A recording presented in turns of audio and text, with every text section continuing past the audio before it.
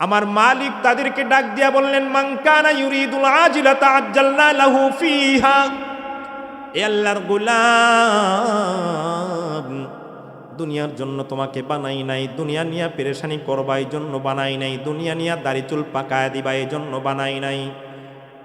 এ আল্লাহর বান্দা, আমি বানিয়েছি তোমাকে আখিরাতের কামাই করার জন্য।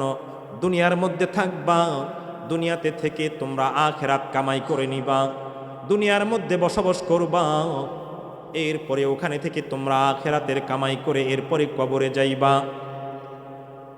আল্লাহ পাক রব্বুল আলামিন বললেন, যারা শুধু দুনিয়া চায়, যারা শুধু দুনিয়া নিয়ে ব্যস্ত থাকে, আল্লাহ পাক রব্বুল আলামিন বললেন, সুম্মা জাআলনা লাহু জাহান্নাম। দুনিয়া চাইলে আমি দুনিয়া দেব, দুনিয়ার পাশাপাশি আমি আল্লাহ তাকে আবার জাহান্নামও দেব। নাউজুবিল্লাহ। তাহলে বোঝা গেল দুনিয়াও দিবেন, দুনিয়ার সাথে আবার কি দিবেন? জাহান্নাম। জাহান্নাম দিবেন, দোনোটাই দিবেন আল্লাহ। দুনিয়া যারা চাই, আমি আল্লাহ পাক রব্বুল আলামিন তাদেরকে দুনিয়া দিয়ে দিব। মান কানা ইউরিদুল আজিলাতা আজ্জালনা লাহু ফিহা মা নাশাউ লিমান নুরিদু সুম্মা জাআলনা লাহু জাহান্নাম। দুনিয়াও দিব আবার জাহান্নামও দিব। দুনিয়া দিয়া এরপরে তাদেরকে আবার জাহান্নাম দিয়ে দিব। বলে কেমনে? দুনিয়া দিব দুনিয়াতে, আর জাহান্নাম দিব আখিরাতে।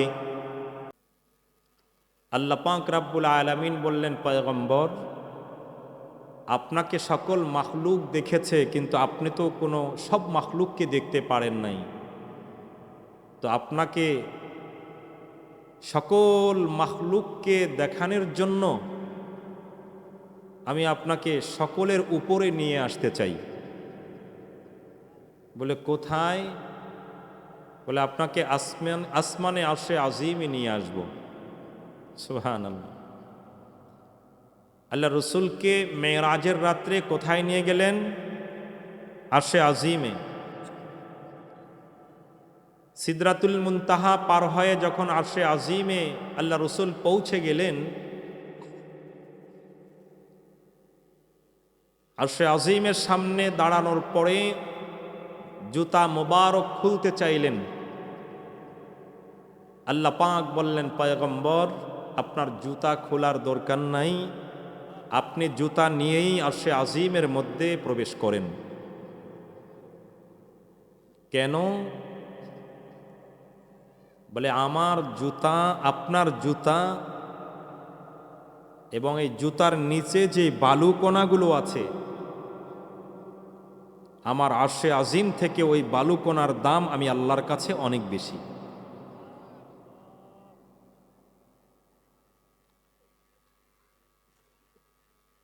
এমন পয়গম্বরের উম্মত আমরা হয়েছি। আল্লাহ পাক রব্বুল আলামিন পয়গম্বরকে কথাবার্তা সবকিছু বলার পর সকলের উপরে দাঁড় করাইলেন। এর উপরে আল্লাহ, এরপরে নবী পাক সাল্লাল্লাহু আলাইহি ওয়াসাল্লাম, এরপরে সকল মাখলুক। আল্লাহ রসুলকে বললেন, ডানে তাকান, বামে তাকান, পেছনে, সামনে। আপনি তাকায় দেখেন যে আমি কত সুন্দর করে সারা পৃথিবীর মাখলুককে তৈরি করেছি। আল্লাহ রসুল দেখলেন, অনুভব করলেন যে এত সুন্দর সৃষ্টি, এই সৃষ্টির স্রষ্টা কে? আর একটু আস্তে বলেন। সৃষ্টির স্রষ্টা একমাত্র আল্লাহ তাআলা। তাহলে আল্লাহ রসুল সাল্লাল্লাহু আলাইহি ওয়াসাল্লাম সারা পৃথিবীর সকল মাখলুককে দেখছেন না দেখেন নাই? আল্লাহ তাআলা দেখাইলেন, দেখলেন, আনন্দ অনুভব করলেন, ওখান থেকে ফিরলেন। সর্বপ্রথম পয়গম্বর ইব্রাহিমের সাথে দেখা সপ্তম আসমানে, এরপরে ষষ্ঠ আসমানে হযরত মূসা আলাইহিস সালামের সাথে দেখা।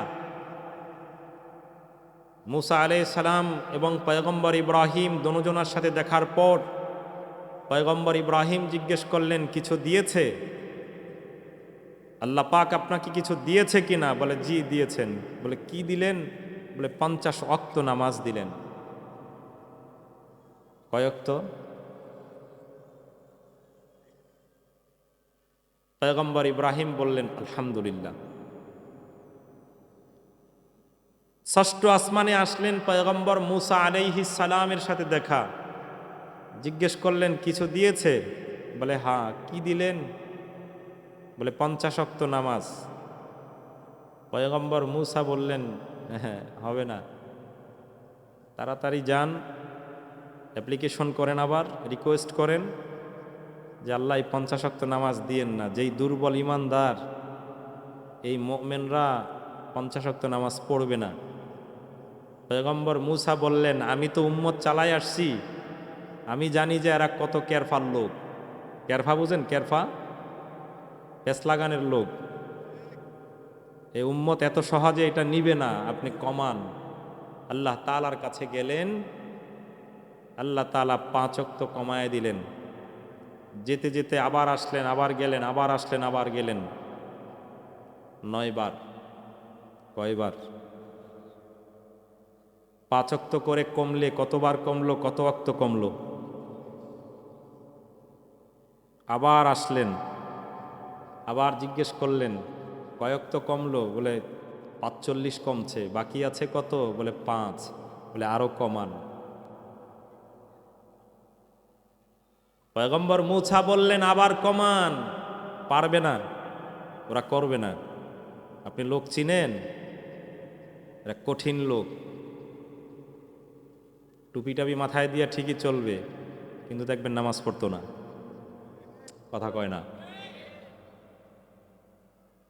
টুপি মাথায় দিয়ে চলবে, মসজিদের সামনে দিয়েও হাঁটবে, আজানও শুনবে। সারা পৃথিবীতে আজান একের পর এক চলমান, কখনোই আজান বন্ধ হয় না। আপনারা মনে করছেন যে শুধু বাইতুল সুবহান জামে মসজিদে আজান হয় আর রহিম মার্কেট মসজিদে আজান হয়, বাইতুল আকসায় আজান হয়, এরকম না। পৃথিবীতে সব জায়গায় আজান চলে, ধারাবাহিকভাবে চলছে। 1 সেকেন্ডও বাদ যায় না আজান থেকে, নামাজ থেকে। কিন্তু সবাই কি নামাজ পড়ে? মসজিদে যায়, সিজদা দেয়? নাফরমান সিজদা দেয় না, মসজিদের পাশে দিয়ে যায়, মসজিদের সামনে দিয়ে যায়। নাফরমান সিজদা দেয় না, নামাজ পড়ে না। আমি হিন্দু লোকদের, আমি 2 চোখে আমি নিজে দেখেছি, হিন্দু মায়েরা, যুবক আমাদের মসজিদের সামনে দিয়ে যায়, মসজিদের ওয়াল দইরা চুমু দেয়। আপনারা দেখেছেন কখনো? মসজিদের ওয়াল ধরে চুমু দেয়, কপালে লাগায়, মুখে লাগায়, যদিও তাদের ঈমান নাই। কিন্তু আমার দেশের ছেলেরা নামাজের ওয়াক্ত হয়ে যায়, ওই সময় বিট দিয়া এরপরে গান চালু করে দেয়। থরথর করে জমিনগুলো কাঁপে, ধুমতারেক্ষা গান বিট দিয়া এরপরে চালায়। শুধুই চালায় না, আওয়াজটা যাতে ভয়ঙ্কর এবং কঠিন হয় এমন ভাবে তারা চালায়। অসুস্থ মানুষ থাকলে হার্ট অ্যাটাক করার কথা, অথচ মসজিদে জামাত চলে। এরকম সন্তান সমাজে আছে না নাই? কার সন্তান এগুলো? আপনার আমার, ঠিক কিনা? এই যুবক নামাজ পড়ে না, আল্লাহর ঘরকে সে কিছুই মনে করে না। মসজিদের সামনে দিয়ে যায় স্মোকিং করতে করতে, এরপরে যায় বিড়ি টানতে টানতে যায়। পারলে ধোঁয়াটা গিয়া মসজিদের ভিতরে ফালায় যায়। এই তো আপনার আমার সন্তানের অবস্থা। এদেরকে ডাকবে কে? বুঝাবে কে? বলবে কে? কে তাদেরকে দিনের কথাগুলো বুঝাবে বলেন? আলেমরা বললেও দোষ, আলেমরা কথা বললো, আরে হুজুররা শুধু খালি নামাজ নামাজ নামাজ, খালি নামাজ, খালি জিকির, খালি রোজা, খালি তেলাওয়াত, খালি নামাজ, আর টুপি পরো, পাঞ্জাবি পরো, পাগড়ি পরো। হুজুররা শুধু এগুলো নিয়ে। আমরা রাষ্ট্র নিয়ে ব্যস্ত, আর হুজুররা শুধু নামাজ নিয়ে ব্যস্ত। সৈয়দ আশরাফ আওয়ামী লীগের আমলে এমপি না মন্ত্রী ছিল জানি, মারা গেছে, রাষ্ট্র কিন্তু শেষ। আব্দুল মান্নান বিএনপির মহাসচিব ছিল, মারা যাওয়ার পরে এই বাংলাদেশ আর নাই, ধ্বংস হয়ে গেছে।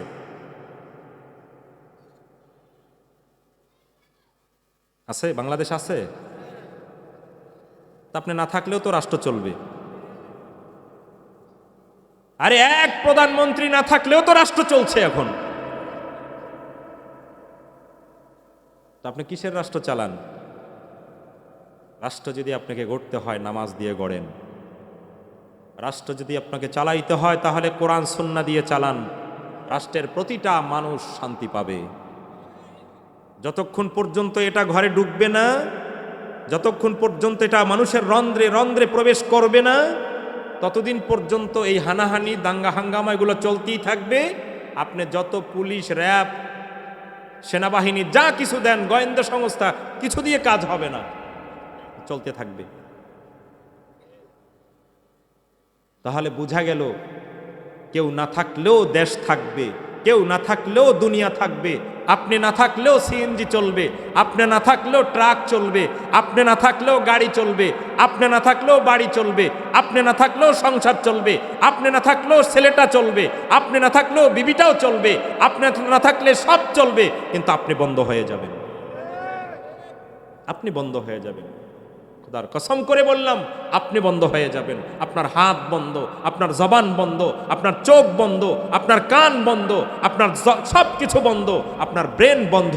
আপনি কিছুই বলতে পারেন না, আপনি কিছুই করতে পারেন না, আপনার সব কিছু অকেজো হয়ে গেছে। এটাই জিন্দিগি, বাস্তব, এটাই জিন্দিগি। এত পাগল হওয়ার কিছু নাই তো, এত পাগল হওয়ার কিছু নাই। আমি গত জুমায় মনে হয় বলেছিলাম যে আপনারা আমাদেরকে বুঝান, হুজুর আমরা কম বুঝি না। জি, আপনি তো অবশ্যই বুঝেন, বুঝতে বুঝতে দাড়ি চুল পাকায় দিয়েছেন। আপনি কতটুকু বুঝেছেন বলেন? আপনি এখন পর্যন্ত দুনিয়ার মায়া ছাড়তে পারেন নাই। আপনার দিলের ভেতরে আপনি নামাজে ঢুকছেন, আপনি তেলাওয়াত করতেছেন। আরে আপনি তেলাওয়াত বাদ দেন, আপনি বাইতুল্লাহতে তাওয়াফ করতেছেন, সেখানে গিয়েও আপনি দুনিয়া ভুলতে পারেন নাই।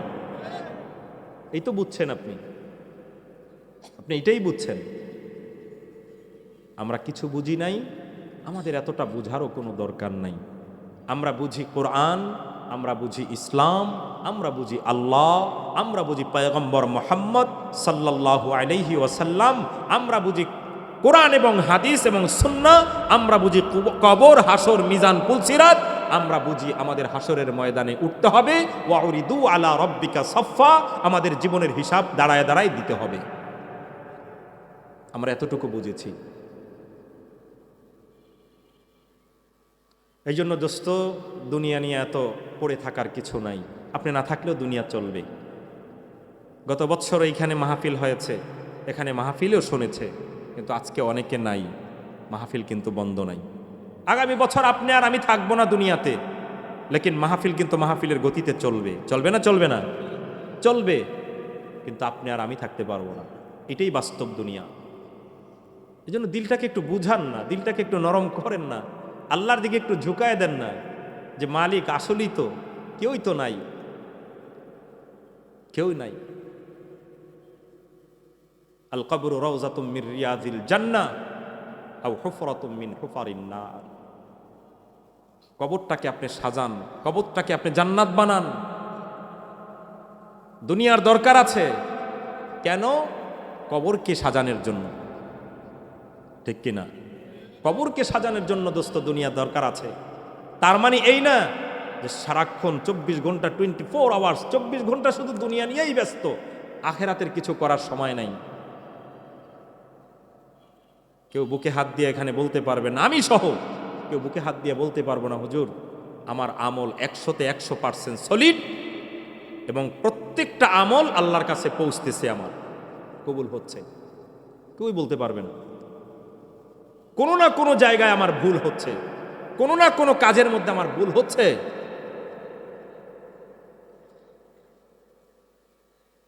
তাহলে জিন্দিগি তো এভাবেই শেষ হবে।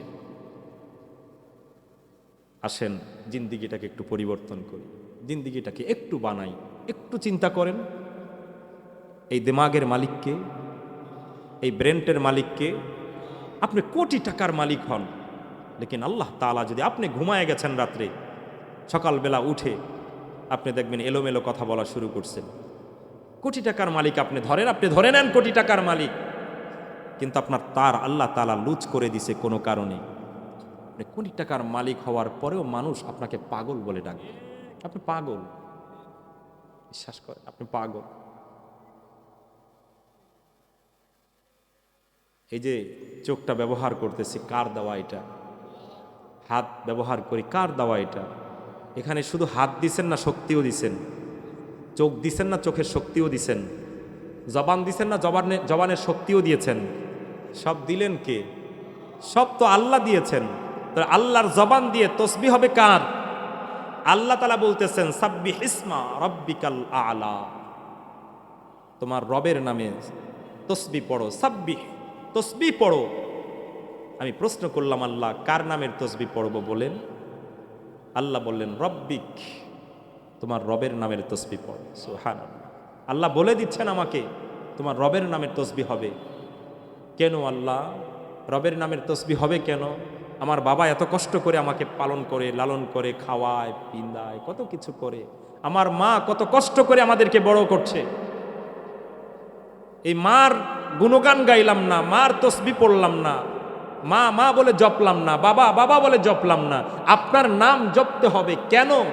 আল্লাহ পাককে প্রশ্ন করার পর আল্লাহ তাআলা বললেন রব্বিকাল আলা। কেন পড়বা জানো না? আমি সারা পৃথিবীর সব থেকে আমি আল্লাহ তাআলা বড়। সুবহানাল্লাহ, আমি বড়, এই জন্য বড়র তসবিহ পড়বা।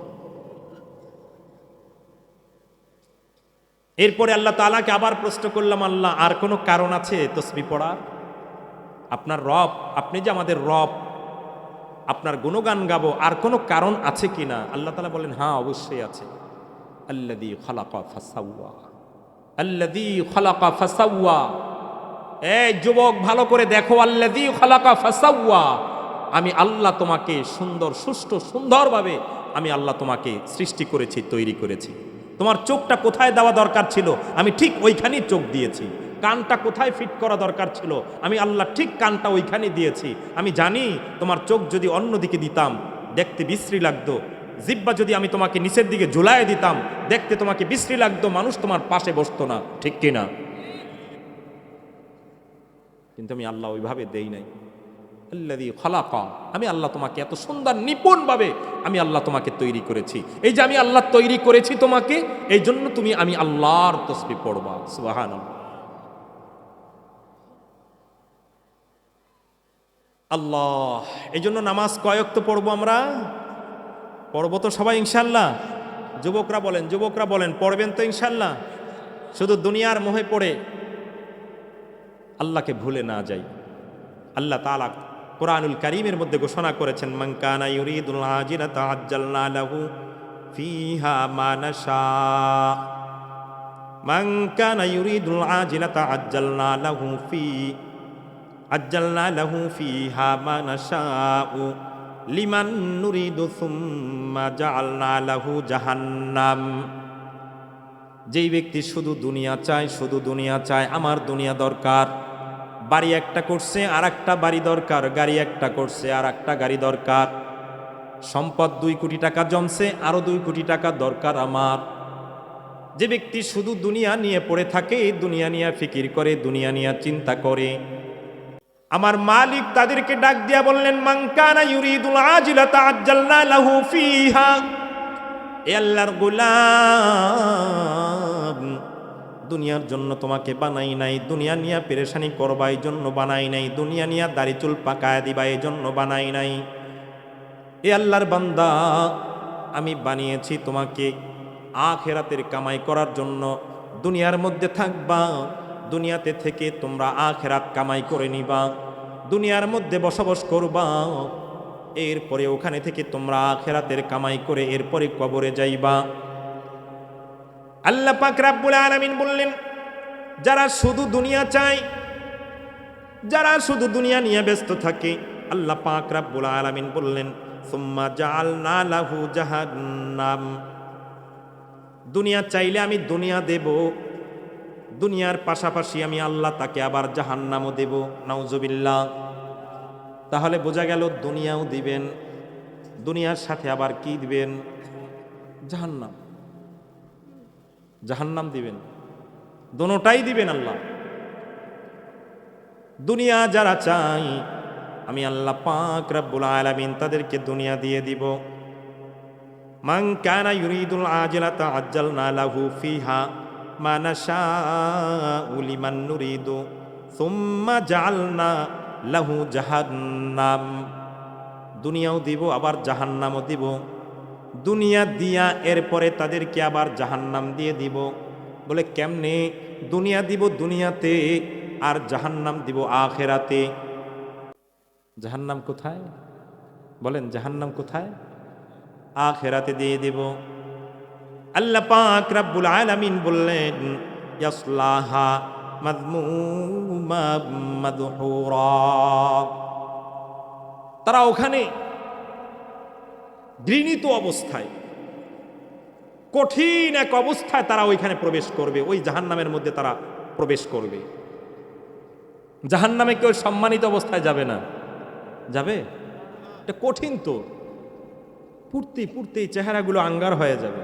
এই যে সুন্দর চেহারা দেখেন, থাকবে না এগুলো। জাহান্নামের আগুন এত প্রখর, এত কঠিন হবে, পূর্তি পূর্তি চেহারাটা আঙ্গার হয়ে যাবে। আপনি ভাবছেন হুজুর জাহান্নামের ভয়ান তো শুনি, কই জাহান্নাম তো আসলে দেখি না, জাহান্নাম তো চোখে দেখি না। জাহান্নাম চোখে দেখবেন, কিন্তু এই চোখ এখন না। আখিরাতে যাওয়ার পরে ঠিকই জাহান্নাম দেখবেন, শুধু দেখবো না, জাহান্নামে পুড়ব। ঠিক কিনা? আল্লাহ কয় দেখতে চেয়েছিলি না? কারা কারা মনে মনে ভাবছিলি কই জাহান্নামের বয়ান হয়, কিন্তু জাহান্নাম তো দেখি না। জাহান্নামের আলোচনা কোরআনে বলেন, কিন্তু কই জাহান্নাম তো দেখি না। এখন তোদেরকে দেখাবো না, আমি জাহান্নামে পোড়াবো। পুড়তে পুড়তে আঙ্গার হয়ে যাবে। বিশ্বাস করেন, কেউ নাই তো ওইখানে। এই যে কবরে শোয়াই দিয়ে আসছেন, কে আছে ওইখানে? কেউ আছে? কেউ নাই। বাপটাকে শোয়াই দিয়ে চলে আসছে, মাটাকে 5টা টুকরা কাপড় দিছেন, সাদা কাপড় দিয়ে এরপর শোয়াই দিয়ে আসছে। আসার পর থেকে এ পর্যন্ত কোনো তথ্য আমাদের কাছে নাই। কথা কয় না, কোনো তথ্য আপনার এবং আমার কাছে নাই। পুড়তে পুড়তে আঙ্গার হয়ে যাবে। মাটিগুলো এমন ভাবে চাপ দিবে, ডান পাজরের হাড্ডিগুলো বাম পাজরে ডুববে, বাম পাজরের হাড্ডিগুলো ডান পাজরে ঢুকবে।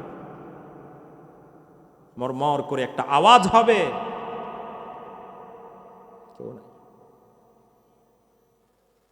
আল্লাহ পাক রব্বুল আলামিন জাহান্নামের কথা উল্লেখ করে বললেন, লাহু জাহান্নাম, যারা শুধু দুনিয়া দুনিয়া করো, আমি তোমাদের জন্য দুনিয়াও দেব, এটা দুনিয়াতে দিয়ে দিব, আর তোমাদের জন্য আমি আখিরাতে জাহান্নাম রেখে দিয়েছি, ওইটাও তোমাদেরকে দেব। এবং খুব নৃশংস অবস্থা ওখানে ডুববে। ওয়াসিকাল্লাযীনা কাফারু ইলা জাহান্নামা যুমারা, জাহান্নামের ফেরেশতারা হাতে এবং পায়ে বেড়ি লাগায়া টানতে টানতে জাহান্নামের দিকে নিয়ে যাবে। ফুতিহাত আবওয়াবুহুম, জাহান্নামের দরজার সামনে ফেরেশতারা নিয়ে দাঁড় করায় দিছে। জাহান্নামের দরজাগুলো অটো খুলে গেছে, দরজা খুলে দেওয়া হবে।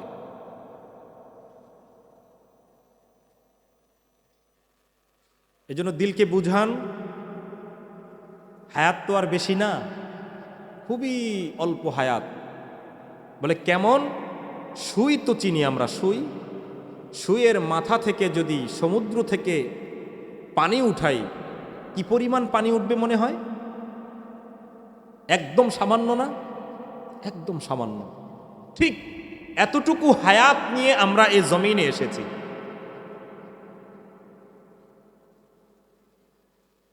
আল্লাহ তাআলা আমাদেরকে রূহ জগতের মধ্যে বানাইয়া আল্লাহ নিজেই প্রশ্ন করছেন, কাউকে দিয়ে প্রশ্ন করান নাই, নিজে প্রশ্ন করছেন, আলাস্তু বি রব্বিকুম, এখান থেকে বলে যা, কারণ জানি ওইখানে গিয়ে ভুলে যাবি। কথা কয় না? জানি বান্দা ওইখানে গিয়ে ভুলে যাবি। এই মায়েরা ওখানে গিয়ে ভুলে যাবি, আমি জানি। এই বোনেরা ওখানে গিয়ে ভুলে যাবি। এই ধনী এবং গরিব ওখানে গিয়ে আমাকে ভুলে যাবি, আমি জানি। এখানে স্বীকৃতি দিয়ে যা, আলাস্তু বি রব্বিকুম, আমি কি তোমাদের রব কি না এটা বলে যাও।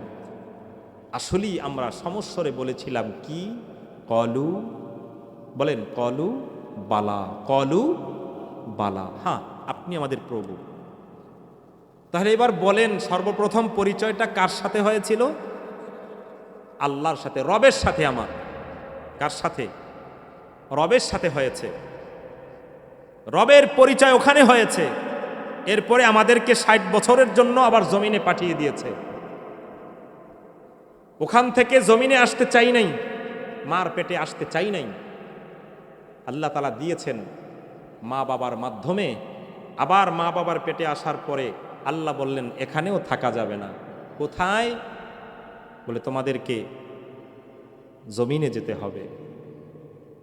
তো কত বছরের জন্য দিলেন? বলে 8 থেকে 9 মাস। মার পেটে কয় মাস? 8 থেকে 9 মাস। 9 মাসের পরে কোথায়? বলে 9 মাস পরে আবার তোমাদেরকে জমিনে নিয়ে যাব। আনলেন জমিনে। জমিনে আনার পর আবার আল্লাহ তাআলা এলান শোনায় দিলেন, এই হাজী ইব্রাহিম সাহেব, হাজী ওমর আলী সাহেব, হাজী এম এ গফুর সাহেব মরহুম, ইন্তেকাল করেছেন আমাদের হাজী মরহুম এম এ গফুর সাহেব, ঠিক কিনা? আল্লাহ তাআলা এলান শোনায় দিলেন এখানেও থাকা যাবে না।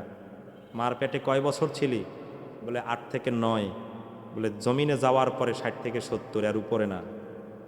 কথা কয় না? 60 থেকে 70।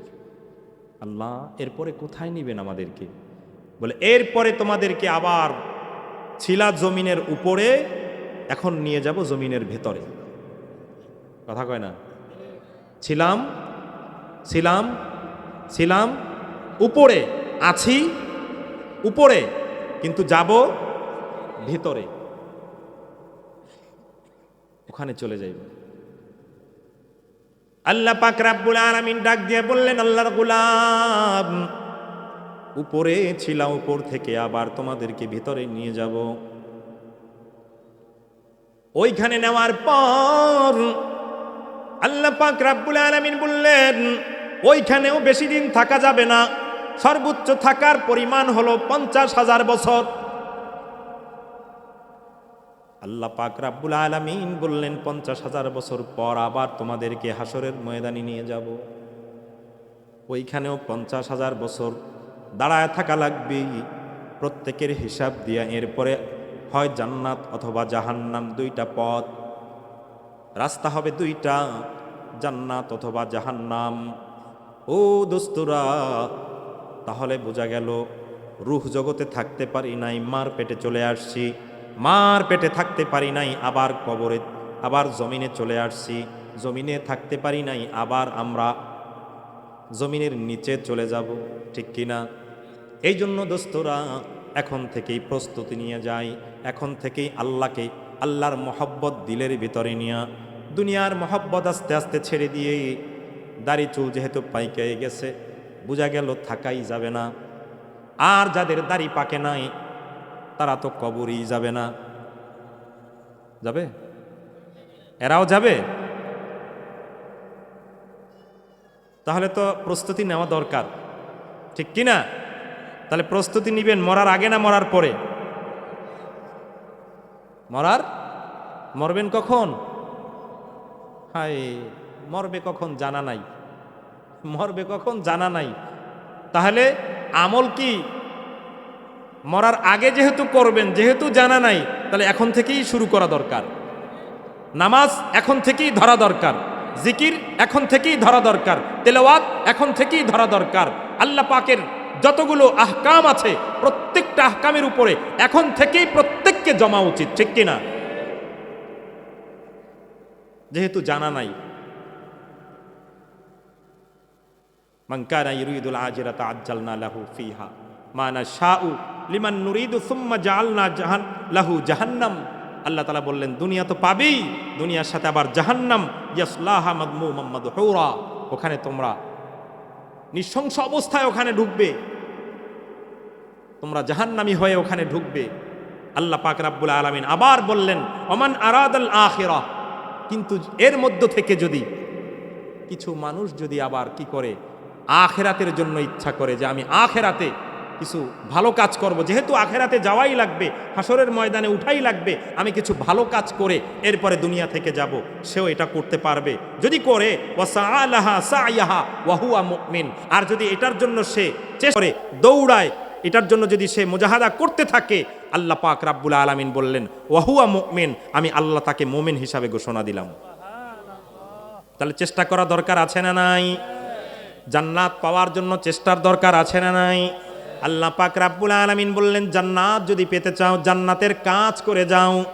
আল্লাহ পাক রাব্বুল আলামিন বললেন বান্দা জান্নাতটা তো আসলে কেউ দিবে না, আমি আল্লাহ পাক জান্নাতের মালিক, জান্নাত আমি দিব। আর আমি বলছি তোমরা যদি জান্নাত পেতে চাও জান্নাতের জন্য চেষ্টা করে যাও। আমরা জান্নাতের জন্য 1 নাম্বার চেষ্টা হলো আমরা 5 ওয়াক্ত নামাজ ঠিক মতন আদায় করব। ঠিক আছে না? ইনশাআল্লাহ আদায় করবেন তো সবাই? আর এই নামাজ আদায় করার জন্য আগে তো মসজিদ দরকার, কথা কয় না? আমরা বসা আছি কোথায়? আমরা বসা কোথায়? ঘরটা কার? আল্লাহর ঘর, ঠিক কি না? আল্লাহর ঘর, আল্লাহর ঘরে আমরা বসা, শুধুই আল্লাহকে পাওয়ার জন্য এসেছি, আর কোনো উদ্দেশ্য নাই আমাদের। কোনো উদ্দেশ্য আছে? কারো কোনো উদ্দেশ্য নাই তো? উদ্দেশ্য একমাত্র রেজায়ে মাওলা, ঠিক কি না? রেজায়ে মাওলা আমাদের উদ্দেশ্য।